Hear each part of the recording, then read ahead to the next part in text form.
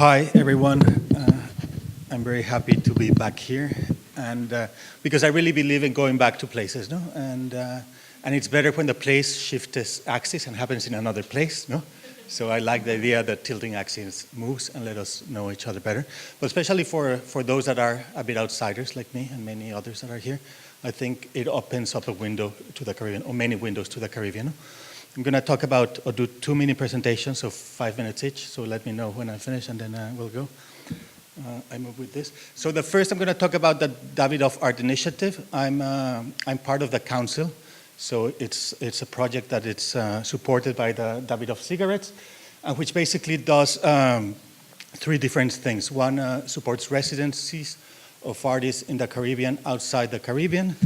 Then a residency of artists from outside the Caribbean in Santo Domingo, in Dominican Republic, and then supports with small grants different projects, sometimes publications, sometimes going to seminars. So it's, it's there. It happens every 3 months. We get together either physically or by phone, and we discuss and talk about the next grant. So go to the website, and as it says there, apply now. There's different options open. Sarah, who is here, is also part of the council with me. Rocío Alvarado from Museo del Barrio, and there's others, 3 or 4 members there. So, so just to show you quickly, the residencies where artists from the Caribbean go. Residency Unlimited in New York, Red Gate in Beijing, Kunsthaus Bethanien in Berlin, Flora in Bogota, and this is the most recent from 2 years ago also, FHNW Art School in Basel, where Chus Martinez runs a school program. So really an opportunity for an artist to go and spend 3 months elsewhere. And I think also to connect with other art scenes, no? And to connect with other artists. And witnessing it from afar, I think the results really have been incredible in terms of how the artist gets connected and kind of further develops their practice, no? This is the residency in Altos de Chabón, near to the school. So that's where normally artists from outside the Caribbean, 4 artists, 1 curator, would go also and spend up to 3 months in Dominican Republic. After our last talk, we thought that it's nice to have people from outside, but that we should also get into the mix someone from the Caribbean. So we're trying to change also this. Just so you get a bit of the sense of some of the artists that have gone in the last year, or this year. I think Rondell, they do an edition every year, but Jorge Gonzalez is going to Flora, Bubu Negron from Puerto Rico is now in Beijing, Patricia Castillo from Dominican Republic, she's going to Berlin, and then the other 5 went to Santo Domingo, including Marinés Rodriguez, curator, director of CPC Bordeaux. So really an opportunity for curators to connect also with the Republican Dominican art scene. Some of the other artists from previous years, so you see 2030 it was only 1 artist, 2040 started to become bigger, 2015 more artists went around, 2016, so people like Leasho from Jamaica, he went to New York, Michel Linares from Puerto Rico, he went to Basel, Natalia Ortega, a great artist working within Dominican Republic. She went to Flora. Also, each residency has its own kind of specificity. No? Flora has a very kind of run by Jose Roque in Bogota, a lot of thinking about the environment, techniques. So we also try to match each artist with each different place. I'm also very happy to announce, it still hasn't been out to the public, but Tessa Mars from Haiti, who I met at Les Ateliers last year when I was invited by a great Elvis to go to Aruba and be part of Caribbean LinkedIn 4. She's been selected to go to New York this year. So also, this kind of things start to generate a movement and kind of things happen. So just a few images so you get a sense. This is Lasho in his residency in University Unlimited in New York, giving a talk, also like presenting his work to a bigger audiences. Natalia in Flora and Bogota, where she was working with the traditional techniques. In Flora, this is Jimmy Roberts from Guadalupe, lives in Berlin. He's been working a lot with performance and the body. He brought a group of his students from Berlin to work with the students in Altos de Chabón in Dominican Republic, where there's not a tradition of teaching performance art. And then he took, through a Kickstarter, you call it, program, he took the students from, he raised money to take the students from Dominican Republic to Berlin to continue that collaboration. 5 minutes, so I think we're finished. Well, we did a project I curated with Angel Leonardo in Republican Dominican at an abandoned pavilion. So he did an exhibition for people and chicken. And well, then supporting projects each year. Also, we support publications or events like this. And then the edition that they also do every year, inviting an artist and presenting it at Miami Basel. And now I'm going to talk about the second Bienal Tropical. If you remember, I presented the last one in Miami last year. And the first one was 2011, so 5 years had happened. I thought this is never going to happen again. The original idea was that the biennial would travel around different places in the tropics. So the first one happened in Puerto Rico, but the second one could happen in Central America, move down to South America, move to East Asia. I mean, it never happened. It was a desire that never happened. And 6 weeks before we did the second one, I mean, we're not planning on making it, Radamés Juni Figueroa, an artist from Puerto Rico, said, Pablo, it's about time. If we don't do it now, it's going to be 5 years. It's like Documenta. It will never happen again. So we did a Facebook thing and invited people through email to send us proposals to participate. This time we got 140 proposals, so we were like overwhelmed going over them in 5 weeks. Basically, everybody was invited. Everybody could participate. People were invited either to come by their own means. It's a biennial that has almost no budget, so it's really kind of self-financed. Or to send instructions for works that we could try to make. We got lots of instructions. We couldn't make as much as we wanted. Send videos. We did a video night where we showed about 20 different videos from artists rethinking what the topics could be.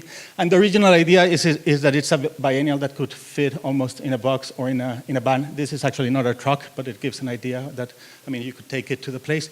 It happens in Loíza, which is about an hour from San Juan. It's near Loíza. It's a natural reserve, a beach. And Loíza is a community maybe with the biggest concentration of black Afro-descendants in Puerto Rico. Many of them that escaped from the other Caribbean islands to go to live to Puerto Rico. And because there's a river separating it from San Juan, it actually maintained a lot of its identity. We've been working there in the first and second biennial with a kiosk that produces food, which is amazing kind of food that also keeps the Afro-Puerto Rican tradition. And again, they hosted us this year. Here, this time, we invited Stefan Benchon from Guatemala as co-curator, Marina Reyes-Franco from Puerto Rico as co-curator, Radamés Juni Figueroa, Bubu Negron, who was the winner of the last biennial. This is me.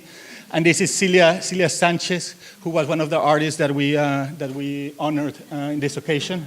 Celia, born in 1928 in Cuba, has lived in Puerto Rico most of her life. Finally, she's getting the recognition she deserves. I mean, she does what she calls topographical erotic paintings. But not only that, like in the 90s, she would put them into the sea and let them swim. And the other artist we honored was Esteban Valdez, born in Mexico, Puerto Rican Mexican, important concrete poet that again both of them have been very important for the newer generations. So this is a work of Esteban, Puerto Rico para los puertorriqueños, that we kind of did again as a sticker so people could paste in their bumper cars. A poster that we did also on his homage that says Chévere, who, for those that speak Caribbean Spanish, you know, it's kind of means cool. And there's a whole movement called Chéverismo and now Pocheverismo. Here's Esteban with his wife and the posters that we did for the biennial. Bubu Negron, who had won the previous Biennale, we invited him to curate something or to do something, and he decided to do a tour of the non-artists of Loíza. There's a lot of people working with tradition. So visiting the people that do masks out of the coconuts, this woman that does ceramics, painting ceramics, this group of women that collect toys from the trash and have done a community park out of these toys, and now people bring them toys that people dump. And then again, the Biennial happening in the kiosk. It only lasts one day, so it's really about people coming a day, doing their stuff in the beach or in the jungle, and really, again, kind of rethinking what the space of exhibition could be. So I'm going to show you just quickly some works. June Martinez, one day painting, so painting the whole day in the place. Dalton Gata from Dominican Republic, doing these two figures in the beach. A piece by instruction by, I forgot his name. He's from Argentina, lives in Brazil. It will come back, but it's a kind of Zen tropical garden. Here I always forget the name. Wilde Sterling Dupré, artist from an older generation, dealing with performance, doing a performance that has, again, to do with the tradition of Loíza. Angel Leonardo from Dominican Republic, doing the sculptures to dance merengue around them. This artwork that I brought from Rio de Janeiro, from the collective Opa Vivará, so a cachimbo colectivo, so people can smoke together and get inspired. A work by Vivian Suter, a painter from Guatemala, also in her 70s, who is again now getting recognition. She's in the next documenta. So a work that she did in the 70s that was kind of reenacted. It's photos of palm trees, of the original work done in the 70s, now put on palm trees. And she was one of she was one of the winners. The other winner was, we have a jury made by artists and supporters in Puerto Rico that get together, choose the winners. The other prize went to Jorge Gonzalez, who together with Monica Rodriguez did this moving reading library, in which he works with the traditional handcraft people in recovering ways of doing things. And the other project that he did was also recovering ceramic practices, working with Alice Chéveres, who's of Taino origin, and does this burned ceramics technique. So he did a workshop again on teaching how to do these techniques.